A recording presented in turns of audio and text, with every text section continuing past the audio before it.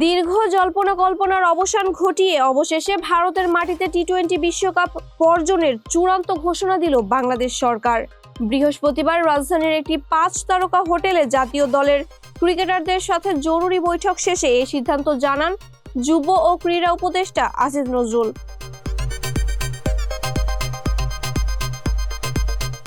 তিনি স্পষ্ট করেছেন, এই সিদ্ধান্ত সম্পূর্ণ রাষ্ট্রীয়। ভারতে বর্তমানে ক্রিকেটারদের জন্য যে ধরনের নিরাপত্তার সংখ্যা বিরাজ করছে তা বিবেচনায় নিয়ে কোনোভাবেই ঝুঁকি নিতে রাজি নয় সরকার।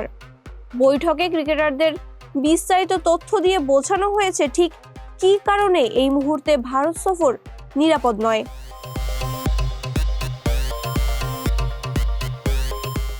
আসিফ নজরুল বলেন, নিরাপত্তা ঝুঁকির বিষয়টি বিবেচনা করা সরকারের এখতিয়ার, অন্য কারো নয়। তিনি আরও জানান, কেবল ক্রিকেটার নয়, দর্শক ও সাংবাদিকদেরও নির্ঘাত ঝুঁকিতে ঠেলে দেওয়া যায় না। আঞ্চলিক রাজনৈতিক পরিস্থিতি ও সামগ্রিক নিরাপত্তা বিশ্লেষণ করেই এই অবস্থান নিয়েছে বাংলাদেশ। মাহবুবা ইসলাম, মানবকণ্ঠ।